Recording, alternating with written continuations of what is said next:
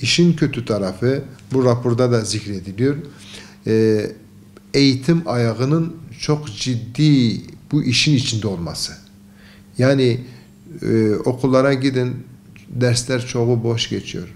Öğretmen masada oturuyor, kendine gazetesini okuyor, derslere, çocuklara gerekli ilgi alakayı göstermiyor. Tabii bütün eğitimcilerimizi bu işi suçlar anlamda söylemiyorum ama ekseninde, özellikle mahalle aralarında, özellikle Sur içerisinde, özellikle Bağlar'da, Seyrantepe'de, Şehitlik'te okulları bir dolaşın.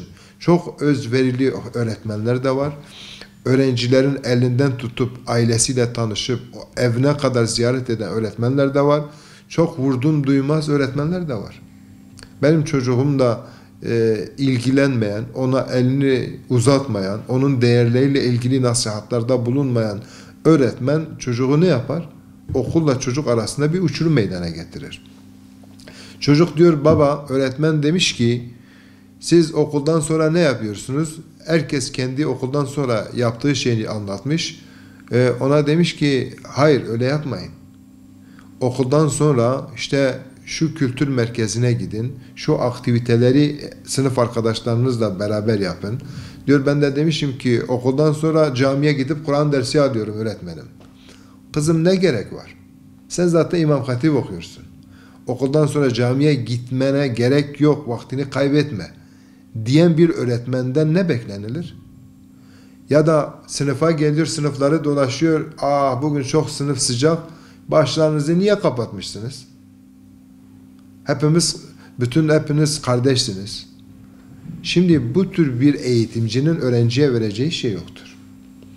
Artı bazen hepimiz okul okuduk. Bazı öğretmenlerimizin sınıfta yaydığı pozitif enerji bize bir baba duygusunu hissettirir.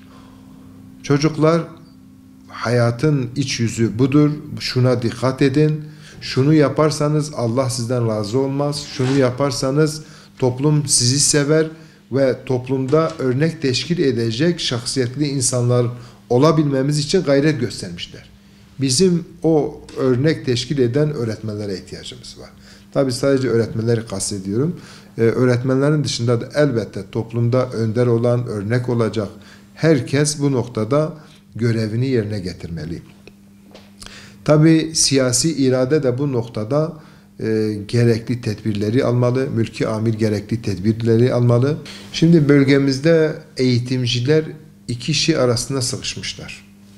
Şimdi bir eğitimci düşünün, eğitimci var olan kendi sendikası olabilir veya kendi bireysel siyasi bilinci çok gelişkindir. Bölgede gelişen olaylar, şartları belki onları o şekilde itmiş.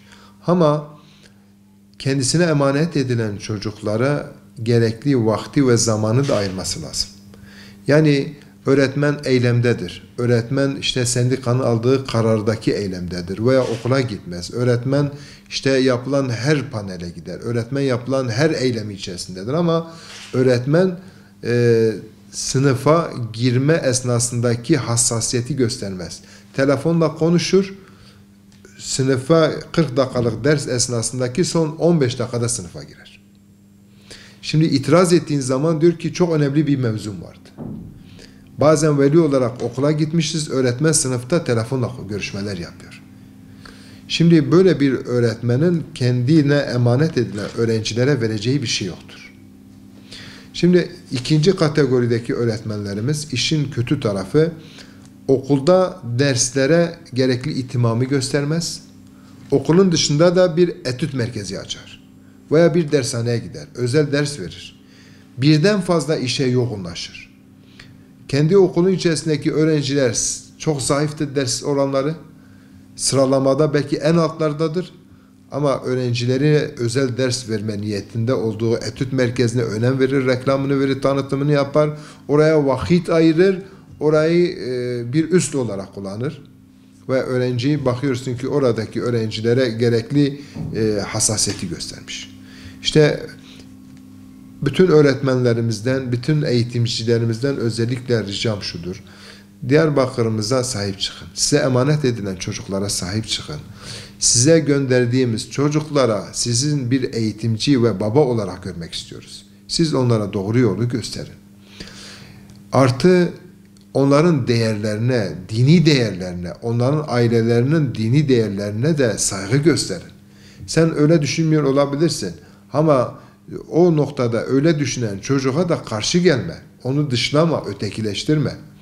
Bu noktada bir beraber yaşama kültürünü yakalarsak, birbirimizin değerlerine saygı gösterirsek bu sorunlar inşallah en asgariye iner. Kürdistan coğrafyasında her geçen gün genç nesildeki tahribat giderek artmaktadır. Özellikle uyuşturucu kullanımı, hırsızlık, ahlaki yozlaşma had safhaya ulaşmıştır. Tabii bunun nedenlerini iyi araştırmak gerekiyor. Özellikle eğitim politikası burada sorgulanmalıdır. Bölgemizde ideolojik eğitim sistemi biraz daha hakim olduğundan dolayı ne yazık ki gençlerimiz, öğrencilerimiz bundan olumsuz yönde etkilenmektedir. Malumunuz bir öğrenci için öğretmen bir idoldür. Öğrenci öğretmenini örnek alır, onun davranışlarını, düşüncelerini, fikirlerini önemser. Fakat ne yazık ki bölgemizde bulunan öğretmenlerimiz politize olduğundan dolayı, daha doğrusu siyasi atmosferden çok fazla etkilendiklerinden dolayı kendi siyasi düşüncelerini, kendi fikirleri doğrultusunda ister istemez öğrenciye yaklaşıyor. Sonuç itibariyle her bir insan ayrı bir dünyadır. Farklı düşüncelere, farklı fikirlere sahip olabilmektedir. Tek tip insan projesi malumunuz Cumhuriyet döneminden beri Türkiye'de özellikle Kemalist rejim tek tip insan yetiştirme projesi doğrultusunda birçok eğitim politikası gütmüştür. Bölgemizde ise bu zihniyetin devamı olan sosyalist zihniyet ne yazık ki tek tip insan yetişmesi gayesiyle buna yönelik projeler yürütmektedir. Eğitim ve öğretimde bulunan öğretmen en önemli rolü oynarken politize olmasından kaynaklanan sorun ile eğitim öğretim ikinci plana itilmiş. Genelde siyasi meseleler, günlük yaşanan siyasi olaylar çerçevesinde eğitim öğretim devam ediyor. Tabii burada öğrenciye yaklaşımı da çok önemli. Özellikle öğrencinin siyasi fikri, düşüncesi, yaşayış tarzı öğretmen açısından önemlidir. Şu şekil önemlidir. Farklılıklarına saygı duymak zorundadır. Tek tip insan yetiştirme bahanesiyle, fikriyle, ideolojisiyle öğrenciye yaklaşmamalıdır. Diğer bir önemli husus bölgemizde bulunan yerel yönetimlerin eğitim noktasında vermiş olduğu tahribat. Malumunuz bölgemizde bulunan yerel yönetimler sol eksenli olduğundan dolayı ister istemez açmış oldukları eğitim kurumlarında bu ideolojik yaklaşım tarzıyla eğitim faaliyetlerini yürütmektedirler. Bünyelerinde açmış oldukları eğitim kurumlarında genç neslin tahribatı söz konusudur. Özellikle eğitim destek evleri adı altında yakın tarihte yaşanan olay herkesin malumudur. Piknik bir eğitim derneğinin, eğitim kurumunun diyelim pikniğe götürme bahanesiyle gençleri dağa götürdüğü hususu ve daha bu gençlerden bir daha haber alınamayışı meselesi halen sıcak bir gündem maddesidir. Yerel yönetimlerin halkın değerleriyle barışık bir eğitim politikası yürütmek yerine siyasi atmosferden etkilenerek, siyasi hedefler güderek eğitim programı belirlemesi ilerleyen süreçte genç nesildeki tahribatı daha da arttıracaktır. Diğer bir önemli sorun da bu yerel yönetimlerin eğitim hususundaki çalışmalarının yeterince denetlenmeyişi. Bu da onların daha pervasızca davranmasına, istedikleri gibi meydanda at koşturmasına neden olmaktadır.